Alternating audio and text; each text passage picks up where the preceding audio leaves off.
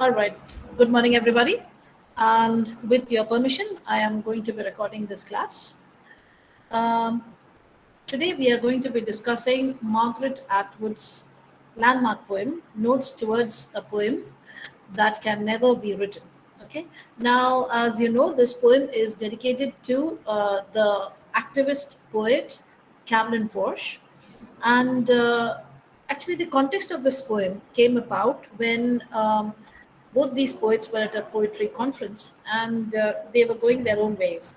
But then a volcano in the nearby area became active and began spewing a lot of ash, which rendered air travel impossible. So Atwood and Forsh took a cab to the next available airport.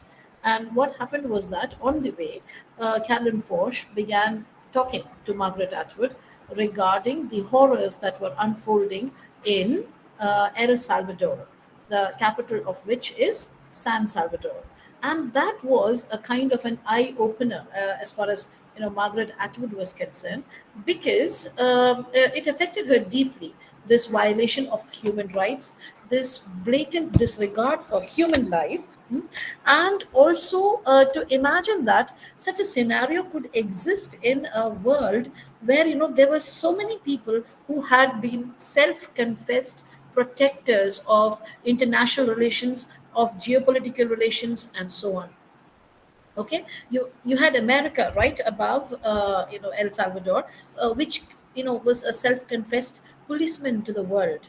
Okay, you had a number of first world countries. You had Britain, France, and all of those countries, and none of them were willing to take responsibility or were willing to intervene in what was unfolding in El Salvador. Now, for those that don't know, the history of El Salvador is fraught with various kinds of, wars and internal struggles, and strife, and so on. It was a country that was initially, inhabited by people called the Peoples, Pipils, and they were basically nomads. Some people say that, in fact, the Mayans predated the peoples, Pipils. Okay, Mayans predated the peoples, but anyway, they were there. They were nomads. Okay, and they had come to El Salvador from Mexico, and they had an agrarian economy. Okay, from there. Okay, and in fact, at one point of time, they called their land the land of the jewels. Okay, that's what they called. Now, after a point of time, what happened was that they were conquered by Spaniards. Okay, the Spanish invasion, particularly the brothers Alvarado. I'm sorry, Pedro Alvarado and his brother Diego de Alvarado. Okay, these two people invaded. These two people with the Spanish army invaded. This land, and they took it under their control, and they forced them into slavery. There were forced conversions. There was blatant exploitation, and they kind of changed the fabric of the life, the society, the economy, as well as the culture of the peoples. Okay, and a lot of people died from various kinds of infections, diseases. It kind of changed the land into a kind of a situation from which it would never really recover. Understand? And today, it is commonly seen that El Salvador is seen as one of those places which are strongly under the control of select individuals. Understand? The economy of the country is something that is easily swayable. Inflation is at an all-time high, and in fact, does anybody know what is the distinction of El Salvador? Why is it making the news these days? El Salvador is in the news these days. Why is that?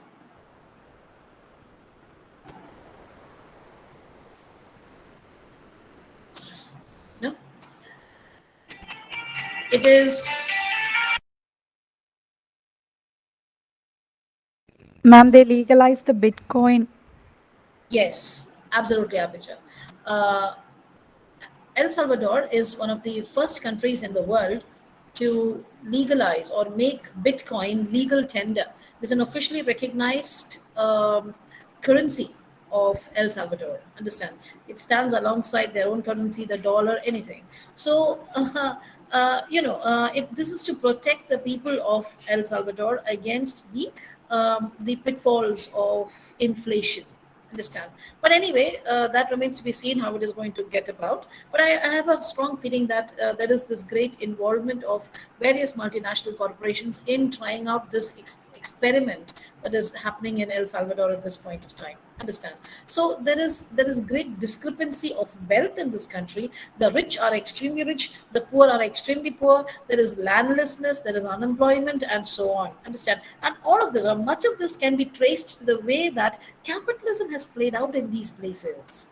Okay, so if you think about it, places such as El Salvador are direct or have faced the direct impact of neo-colonialism. Okay, so excuse me 1 minute, please.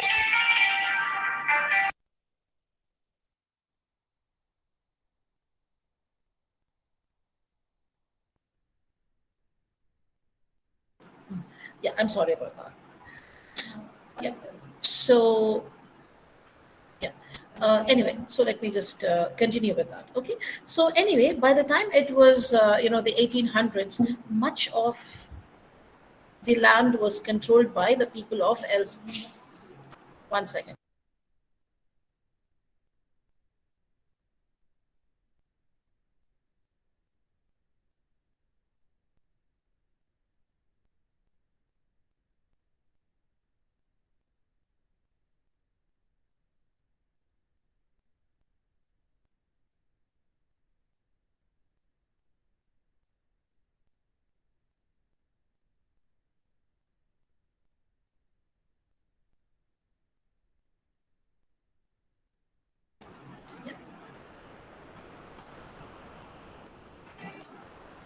Absolutely. Sorry about that. That's absolutely the last interruption we're going to have.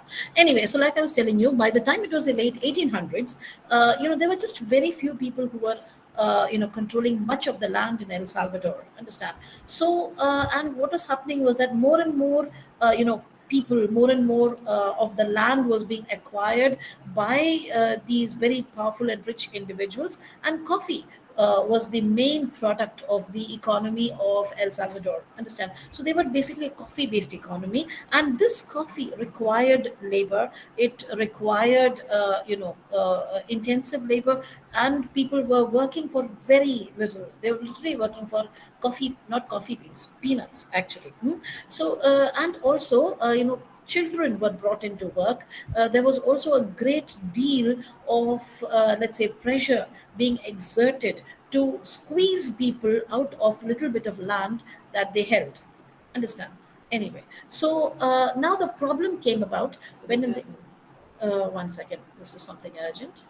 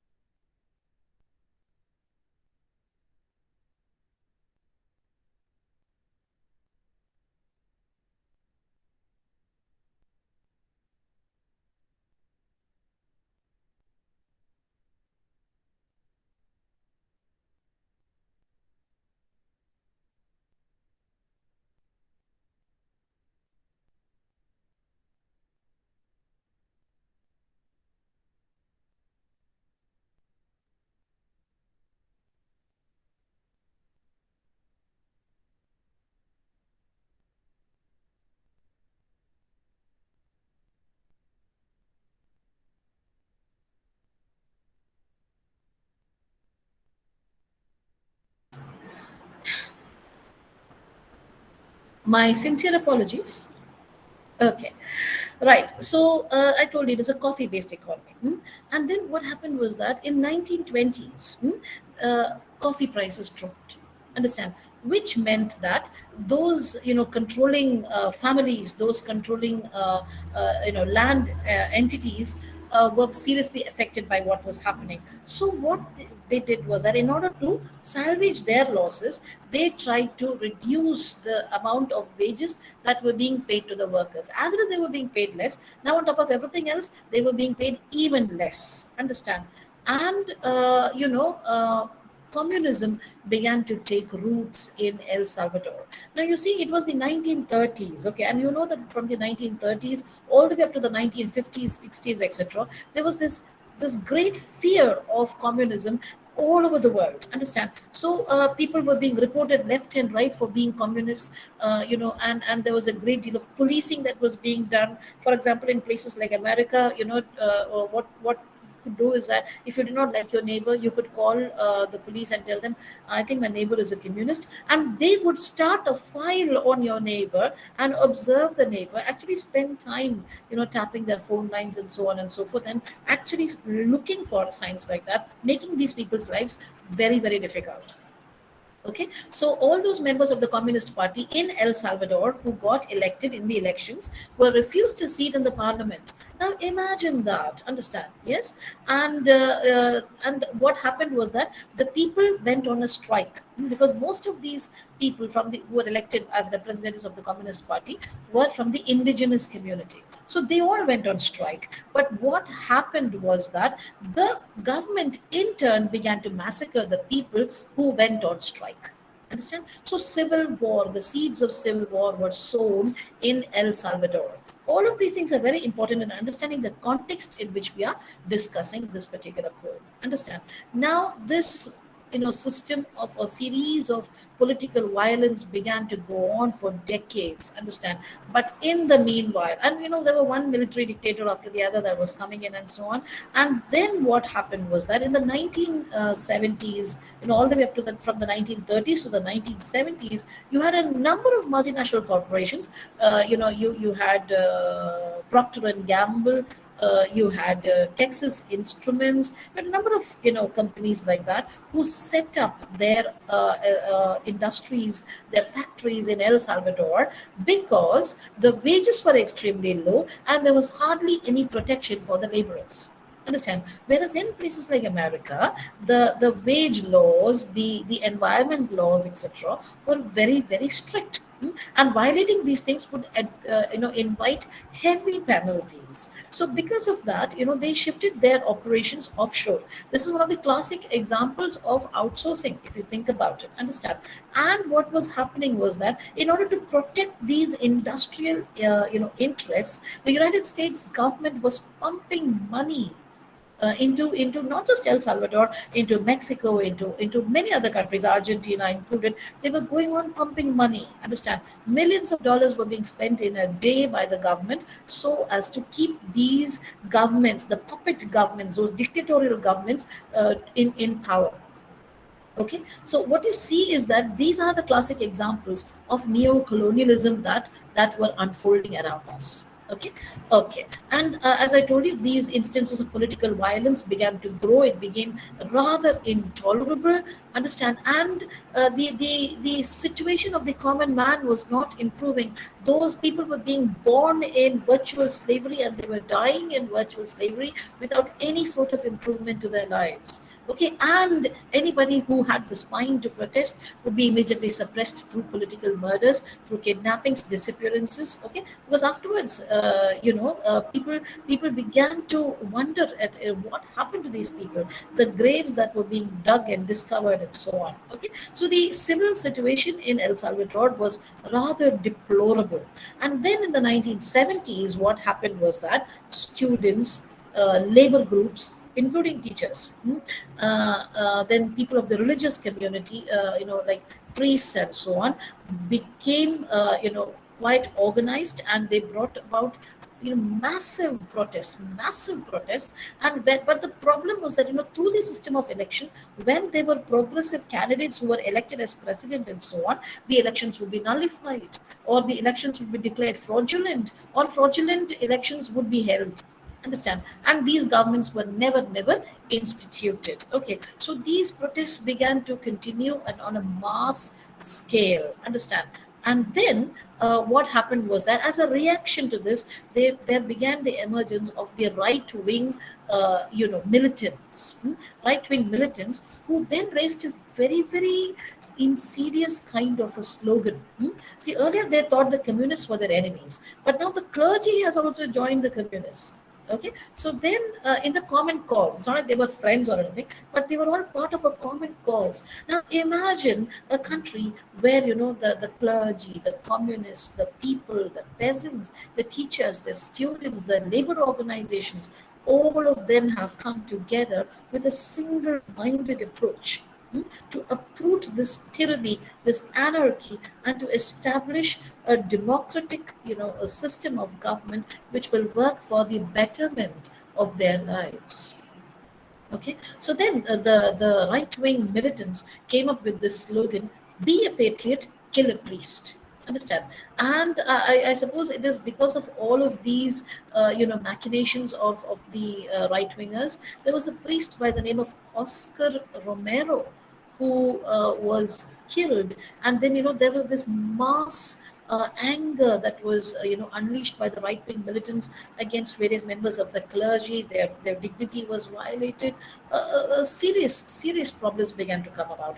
But with the death of Oscar Romero and with the subsequent violence that was unleashed upon the members of the clergy, what happened was that international watchdog agencies began to get involved. They were compelled to be involved in this. Understand? So it was considered as an act of war also. So people, including the American army, descended upon El Salvador, and and the people of El Salvador had become refugees, and they were fleeing to various countries such as the US, Mexico, the Honduras, and so on.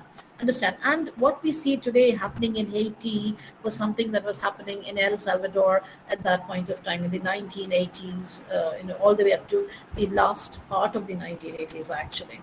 Okay, so it is reported, or it is believed, that about one quarter of the people of El Salvador were made to move. Understand? Were made to move in the sense they became refugees. They had to go from one place to another. Understand? One country to another. So with all of these things, what happened was that. There was an election that was held on account of the intervention by the international watchdogs, by the US government, and so on. Now, the US government kind of hoped that a different government would come into place, but the rights of the people won over all of these things and led to the establishment of a democratic republic over there. Understand? Anyway, and then also what happened was that a lot of people began to form a number of organizations for looking for the disappeared people. See, this is another thing that I told you when I was talking to you about that movie La Historia Official, or the official story. Understand? So the madres, understand, they were called the comadres, like comrades kind of a thing. Comadres, which was the committee of mothers and families of the political prisoners, the disappeared, and the assassinated. Understand? So where did all those people who were taken away in the middle of the night go? Where were those people who had been taken away by the death squads to be shot at the crack of dawn? Where did they go? Where did all of these dead, disappeared people, where were they? The search has discovered some startling facts. At the same time, there are people who are still looking for those people. This is the same case in Argentina. As I told you, they were celebrating the 25th anniversary, I think, of the grandmothers of the plaza. Understand? So you see that there is this sense of power that comes from having been left powerless for a long time. Understand? Anyway, so it is not like the comadres as well had an easier time, because there were a number of attempts at assassination, at torture, at intimidation of the comadres as well. Understand? And one of those astonishing things that happened in El Salvador was also the continued persecution of the clergy. Understand? Because this is by means a country that was staunchly Christian, and to do this to their own clergy was rather surprising. But anyway, today, El Salvador remains one of the economically most disadvantaged countries of the world, and it is right now trying to create a different history for itself. Okay, now how far that is going to succeed, particularly in the current economic social climate, is, well, something that remains to be seen. Mm. But having said all these things, we need to understand that primarily this poem is also an indictment of the first world countries who have enjoyed the benefits of colonialism and who are not accepting that inherent responsibility that comes with this act. Understand? It is an indictment of those countries who have been colonizers and who are continuing to be colonizers even today, though from a different perspective. They may not be present there physically, their militaries are not present there physically, but today money does the job of the military. Understand? So this is it's a solid, it's a searing indictment of these neo-colonial tendencies. It also is an eye opener. It kind of questions the lack of commitment that the more privileged countries have towards these countries. Understand? And in fact, the very title of the poem is very interesting because it says notes towards the poem that can never be written. Understand? Now, why is it that this poem can never be written? Because on one hand, it can never be written in those countries where these oppressive events are unfolding, where these human rights are being violated. Okay, it can never be written. All right. Now, on the other hand, here is Margaret Atwood, a white woman, a privileged woman from a first world country, from an upper middle class kind of a setup, person who has all the privileges in life, writing about this. Understand?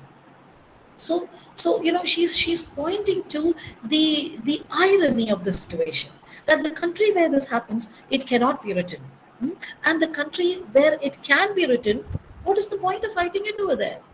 See, today you and I, we are in a state of privilege. It could be our class privilege, it could be our caste privilege, it could be our gender privilege, it could be privileges on all of these counts. Economic privilege. Understand? So it is easier for us to talk about democracy than those people who are genuinely endangered in a country where their rights, their existence, their heritage, all of these are questioned. Understand? So this poem, in that sense of the term, is rather immortal. It has no, depth on account of the fact that this kind of perspective has always endured and it will continue unless there is a genuine social upheaval, there is a genuine sense of, social regret. There's a transformative, a restorative and transformative change comes about. This poem will always remain relevant. Understand? It's a sad fact because poems such as these should one day feel outdated. Mm. But here it is, being very, very possible. Okay. Right. So let me just go on to the text. Okay. Yeah. Notes towards a poem that can never be written, for Carolyn Forshey. Now, see, this is the place you would rather not know about. This is the place that will inhabit you. This is the place you cannot imagine. This is the place that will finally defeat you, where the word why shrivels and empties itself. This is famine. Understand? So see, she points to the fact that some truths are very inconvenient. Okay, so this is the place you would rather not know about. You don't want to know about it because it will disturb you. It will kind of interfere with your conscience at least for a little while. Because to know about this place and not do anything about it is a sin. Okay, it is a crime actually, because you are in that position of responsibility. You are in that position of being a causative agent. This is what she's telling all these first world countries. She says this is the place you would rather not know about. It's a place that will inhabit you, that will haunt you, that will reside in the recesses of your brain. It's a place that you cannot imagine because look around you, look at the privilege in which you are living, and you cannot imagine. See, that is the reaction that most of us have towards these acts of violence. I cannot believe this can be possible in this day and age, is a kind of comment that we constantly give people. Understand? Is this even possible? See, this state of disbelief.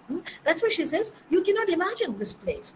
And this is the place that will finally defeat you, where the word why shrivels and empties itself. This is the place that renders you answerless. This is the place that renders you speechless. Understand? Where the word why, see, why, as I have told you, is one of the most powerful words in any language. Understand? Where on one hand, people say, do this, do that, and then, you do it. It's an act of obedience. See, that is an act of obedience. But the minute you ask why, it spells dissent, it spells opposition, it demands an explanation. Okay, so if I say raise your right hand and all of you do, that's obedience. That's done, it's fine. But the minute I say raise your right hands and you ask why, ma'am, then the point is that I am now asked for an answer. You are demanding an answer from me. Understand? That puts me in a position where I am now answerable. So the power equation changes. And remember always, the word why is like the shutter of a dam. It's a very inappropriate, I think, example to give in these flood-ridden times, but it's like the shutter of a dam. Once it is raised, the water just flows out. Then the questions flow out. Then the inherent, ill logic in these seemingly logical arguments, they start to come apart. Understand? It stands revealed. Understand? So that is why she says, this is where the word why shrivels and empties itself, the consequences. Understand? And she says, this is famine. Okay, this represents a sense of emptiness. This represents a state of need or want. Understand? Because the lack of answers makes it a land of great famine and fatigue. Understand? And she says, there is no poem you can write about it. The sandpits where so many were buried and unearthed, the unendurable pain still traced on their skins. This did not happen last year or 40 years ago, but last week. This has been happening. This happens. We can make wreaths of adjectives for them. We can count them like beads. We turn them into statistics and litanies and into poems like this one. Nothing works. They remain what they are. Understand? So see, she says again, this is a self-reflexive, segment in this poem. Self-reflexive is that which draws attention to itself. Understand? So, she says there is no poem that you can write about it. Okay, nothing is going to describe the misery of what has been happening elsewhere. And Atwood herself cannot write about it. See, that's another reason why this poem is unwritable. Because, there are some things that are experienced by the victim alone, which cannot be written about in third person, which cannot be written about by another human being, because they cannot take or adopt or claim that experience. Understand? When one's fingernails and toenails are being pulled out with with pliers, people can say it is excruciatingly painful. That's the most you can say. But only those whose fingernails and toenails have been pulled out with clippers or with pliers will be able to tell you the texture of the pain. Understand? The depth of the pain, the triggers that was set off with that kind of pain, the memories that come flooding, those weird sensations all through your limbs that come about. Only they can talk about it. Only they can narrate it. Understand? So she says, what poems can one write about those sand pits where so many were buried, and later on they were unearthed? Understand? The unendurable pain still traced on their skins. The thing is that when people generally die, they are said, people say, oh, they have such a peaceful expression on their face. They were looking so much, at rest finally, kind of a thing. But these people who died in those mysterious, in those torturous circumstances. They who died, and they were unceremoniously dumped into mass graves and covered up and left there to rot and decay. And later on, when people found out these mass graves, they dug them out. They were buried with the pain still there on their face. They died with those expressions of extreme and unendurable pain. Understand? And the marks of torture that were perpetrated upon them, all of that speaks volume. That is their history. Okay, so these lines are self-reflexive. They are extremely powerful lines that talk about the nature, the history of torture. Okay, not just in El Salvador. See, that is another thing. This has happened in a lot of countries. This has happened under the dictatorship of Pol Pot. This has happened under almost all major dictatorships, and sometimes under supposed military rules as well. When a government sets out to oppress its own people, then there is no boundary to the kind of crimes that it can commit or that it commits. Okay. Yes. So again, she continues to say, that is why, see, that's why I said that this is not just about El Salvador that she's referring to in this poem. She's referring to the misery that people have undergone in all of these places where the basic human rights were denied. Okay. So she says this did not happen last year or 40 years ago, but last week. This has been happening. This happens. So what she's trying to tell us is that don't go and store it under some diary of your memory by taking comfort that oh, those olden days, or last year, or 40 days ago, years ago, or many decades ago. Don't take comfort under that kind of knowledge. She says this did not happen many years ago or even last year. This happened last week. And she says this has been happening. She refers to the continuity of the incident, and she says this happens. Understand? So look at the way that the tenses are unfolding in order to give you the idea of this whole process. Understand? So she says this has been happening, this happens. Okay, so where one is shown as a continuous tense, the other is characterized as a habit. This happens.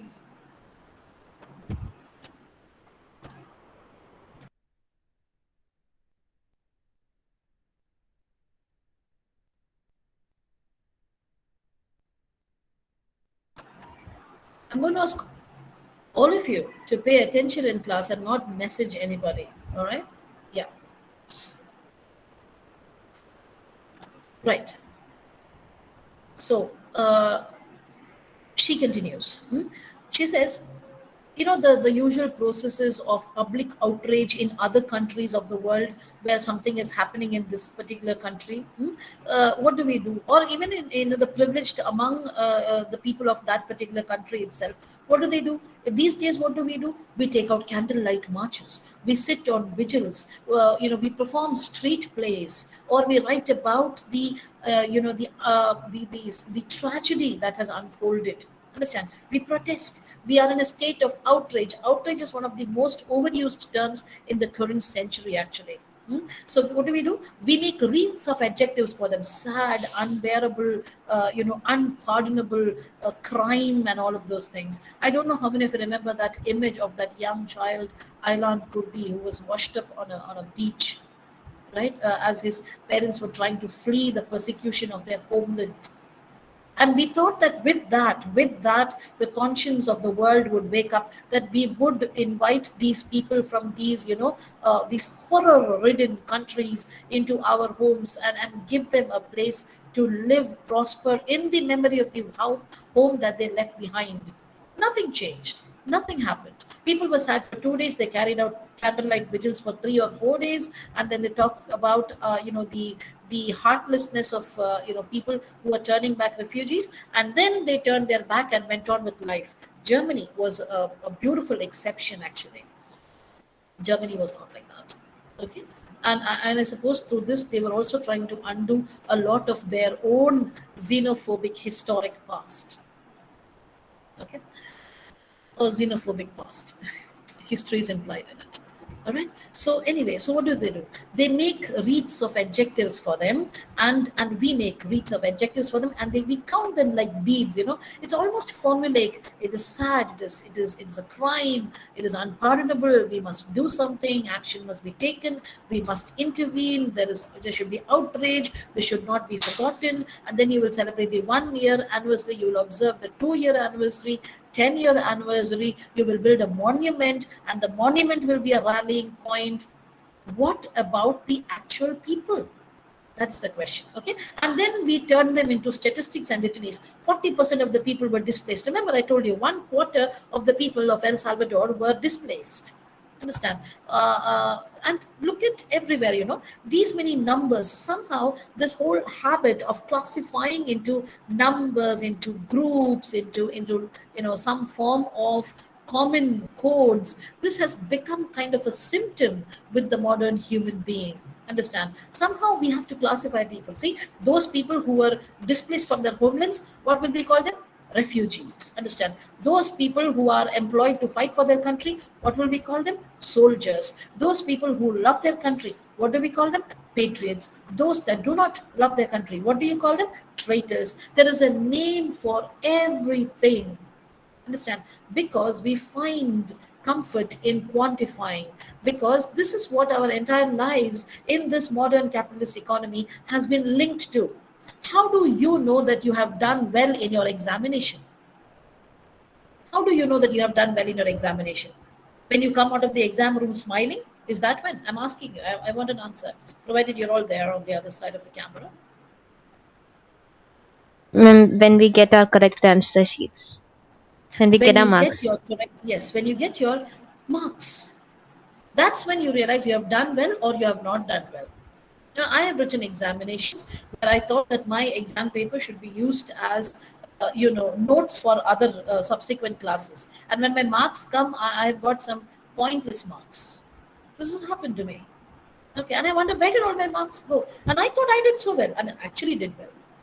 Okay. But this happens. So we have been asked or taught to classify our progress, or the need for progress even, based on certain quantifiable data. Understand? Now, if I'm asked for a good student from your class, the people who have asked me this question are going to expect that I do that on the basis of your performance in the exams. Okay, not in terms of how you respond in class, or what is the basic quality of you, and why I consider you a good student. Understand? It is really, really saddening. So that is why people are turned into statistics and litanies and poems like this one. Again, that self-reflexive content comes in. Understand? So what do? What does the rest of the privileged world, who is not a participant, a direct participant, or a direct recipient of this violence, do? They make adjectives out of them. They mourn them.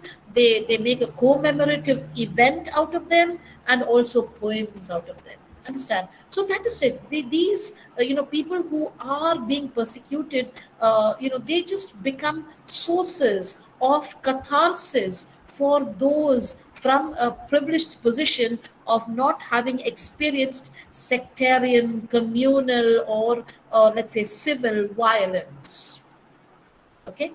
And then, of course, she adds those two lines: nothing works, they remain what they are.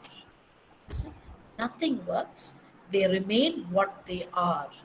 That is, the people who are suffering from the toxic effects of this neo-colonial activity, they remain victims. They remain refugees. And what do we, the privileged people from another country in a position of power, with international presence, what do? We remain the same smug, self-satisfied human beings that we are. Okay. Nothing changes, they remain what they are. That they refers to both the victims as well as those who do nothing. Okay. Now we are taken to a scene of actual torture. Yeah. One second.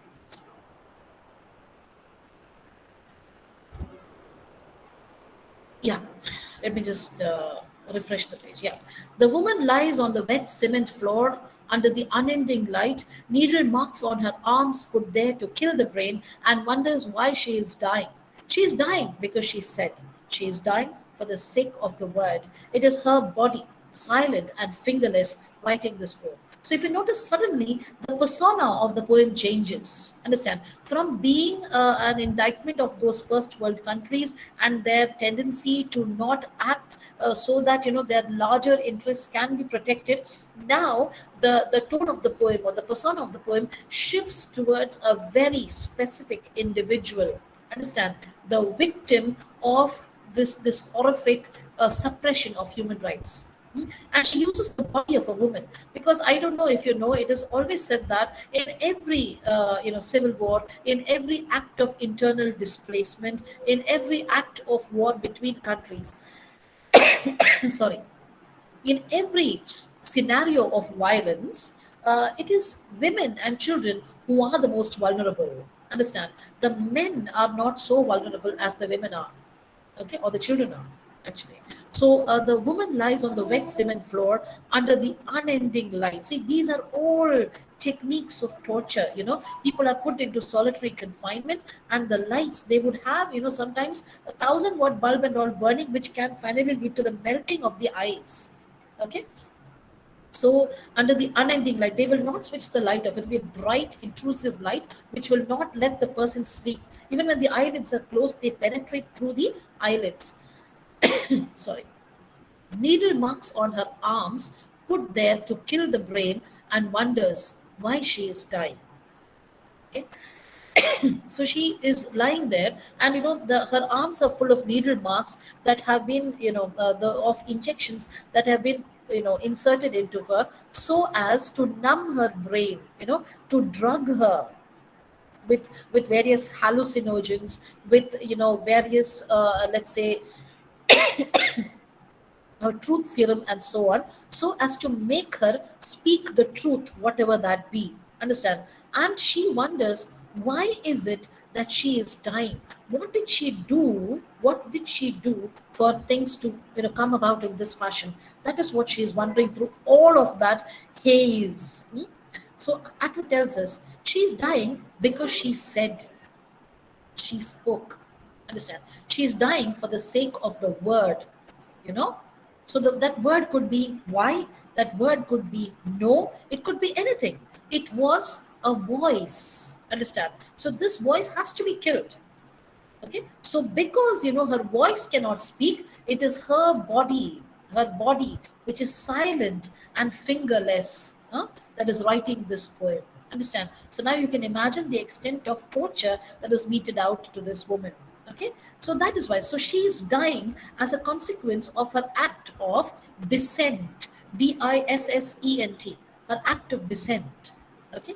Anyway, so she says, Atwood says, it resembles an operation. Now you have, the act of torture that is, presented almost like the performance of the philharmonic or the orchestra. It's almost like the performance of a symphony. Understand?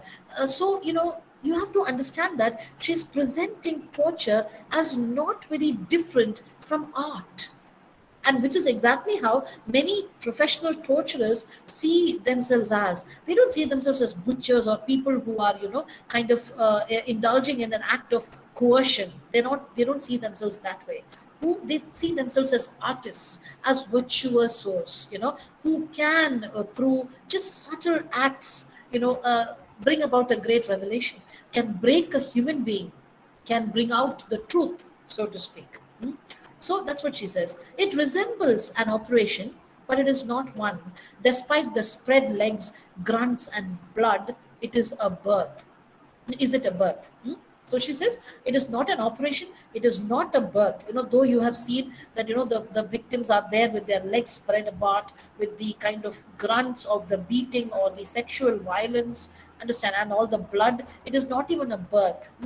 Partly it's a job. Now, see, this is being said from the point of view of the torturers. Partly it's a job, partly it's a display of skill like a concerto. Understand? So it's like a concert. Okay. It can be done badly or well. They tell themselves, partly it's an art.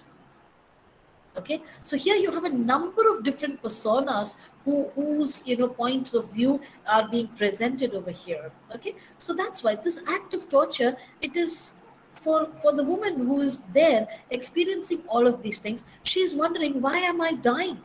And for the torturer, this is actually a concerto.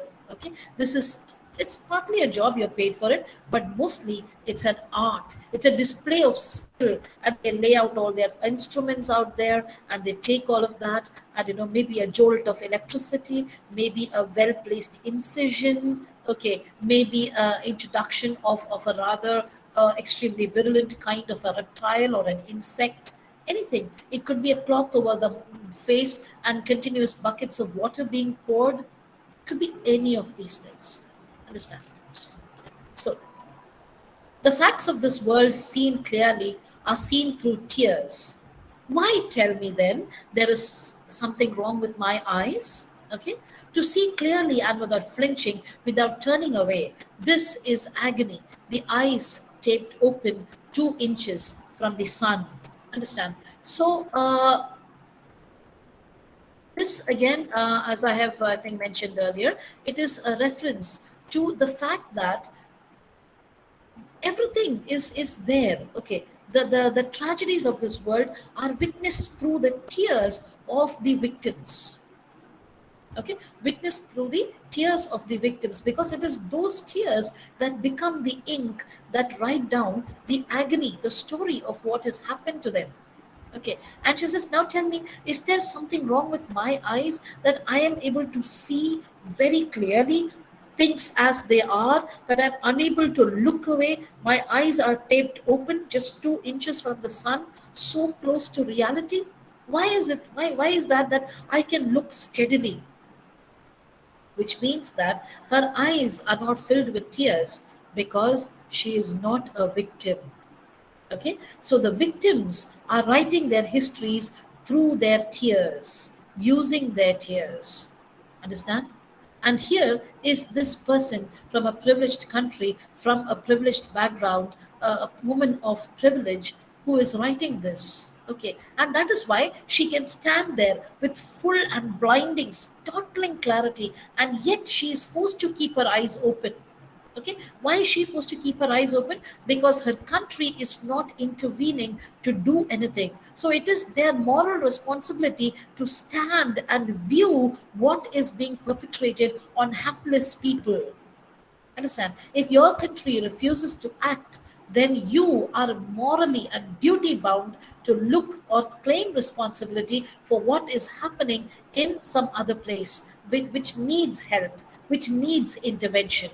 Now, see, Canada is not, by any stretch of imagination, one of the superpowers of the world. Understand? But on account of it being predominantly white, it has that position. It's automatically accorded that. Think about the economy of Canada. Think about the composition of Canada. Think about the mineral resources of Canada. You realize that it is not a first world country at all. But because it is majorly white, it is automatically given that position. It's automatically allowed to consider itself to be one of the foremost countries in the world.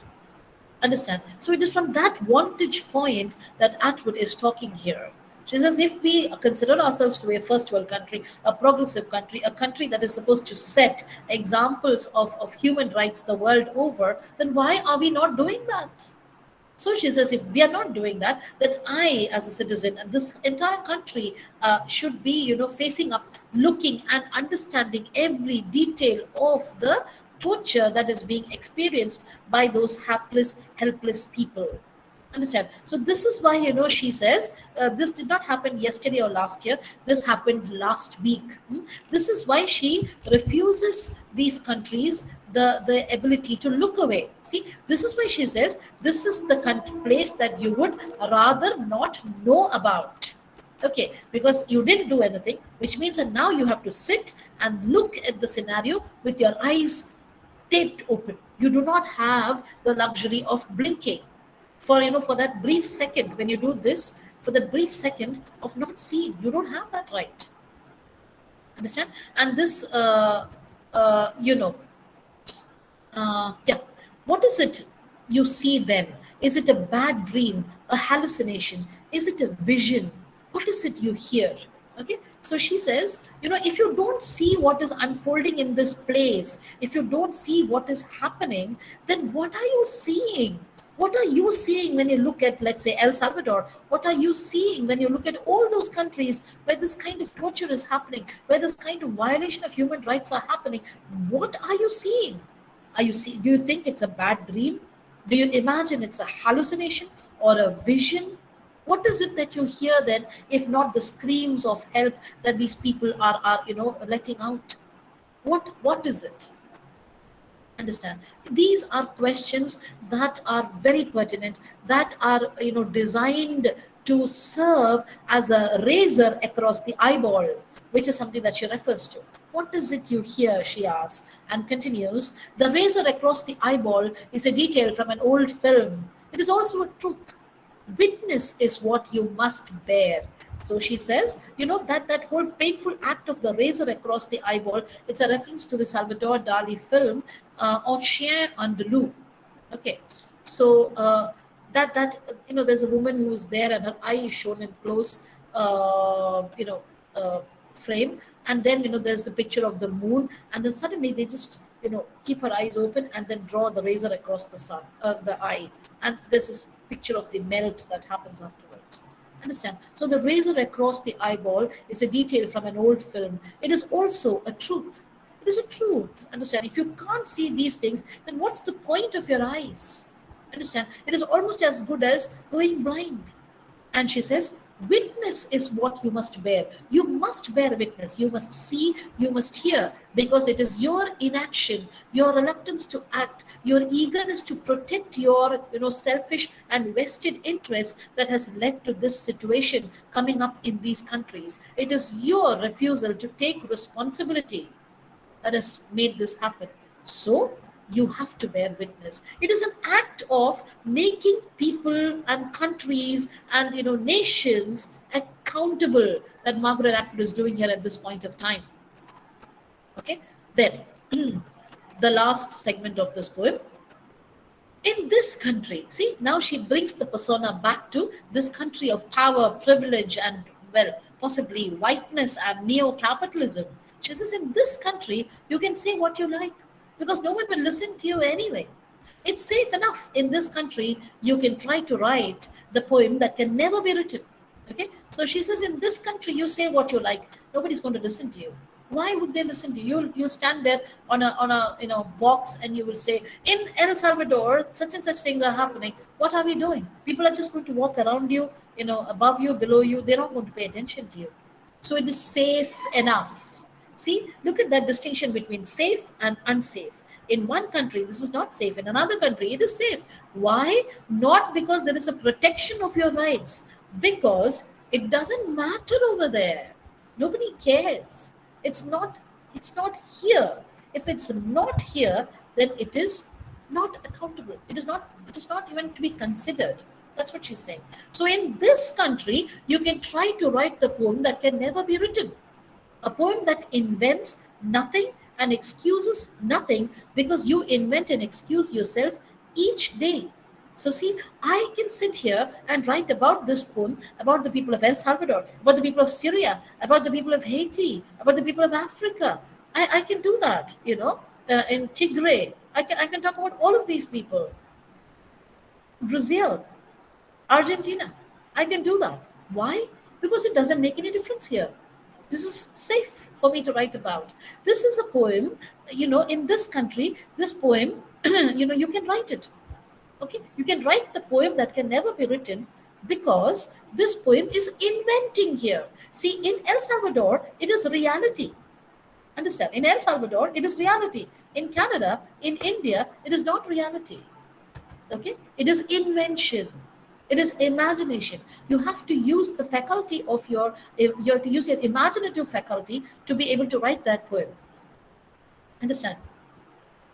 And so, she says, the poem that invents nothing and excuses nothing. You can write a searing poem. You can write a poem as angry as this one, because every day you are inventing new things and you're excusing yourself. You invent yourself as well and you excuse yourself as well.